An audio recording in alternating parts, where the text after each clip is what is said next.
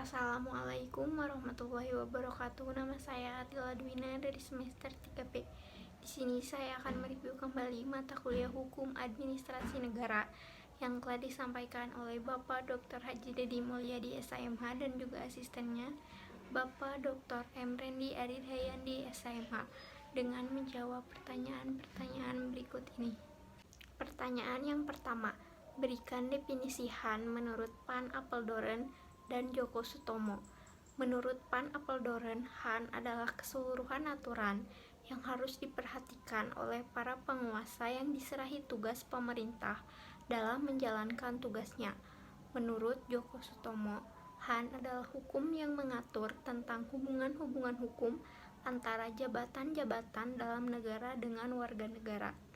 Pertanyaan yang kedua, sebutkan sumber-sumber hukum formal administrasi negara.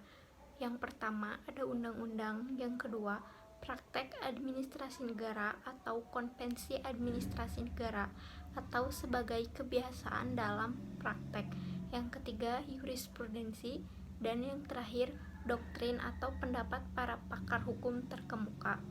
Pertanyaan yang ketiga, mengapa Han belum dikodifikasikan? Jelaskan faktor-faktor yang menyebabkannya.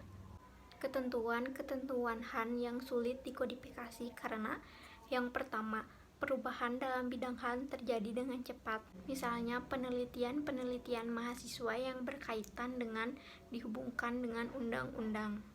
Yang kedua, ada pembentukan dan pembuatannya tidak dalam satu tangan. Misalnya dengan adanya Perpu, PP, tanpa harus ada persetujuan dari DPR langsung, eksekutif yang mengeksekusi. Pertanyaan yang keempat, jelaskan perbedaan Han dengan HTN. HTN adalah susunan ketatanegaraan,nya sedangkan Han adalah pelaksananya. Pertanyaan yang kelima, jelaskan hubungan Han dengan HTN. Han dan HTN merupakan satu cabang ilmu di mana Han memberikan pelengkap kepada HTN. HTN memberi tugas kepada badan pemerintah dan Han-lah yang akan menjalankannya.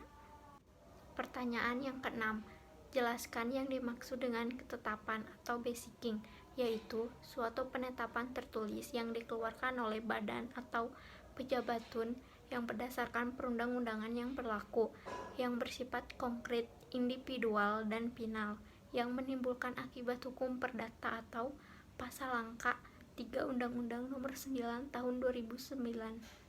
Pertanyaan yang ketujuh, sebutkan unsur-unsur ketetapan. Yang pertama ada penetapan tertulis, yang kedua dikeluarkan oleh badan atau pejabatun, yang ketiga didasarkan pada peraturan perundang-undangan, dan yang keempat bersifat konkret, individual, dan final, dan yang kelima menimbulkan akibat hukum bagi seseorang atau badan hukum perdata.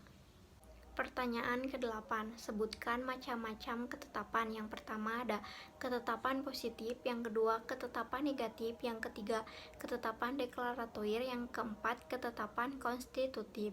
Pertanyaan ke-9, jelaskan pengertian peradilan administrasi negara dan jelaskan tujuan diadakannya peradilan administrasi negara.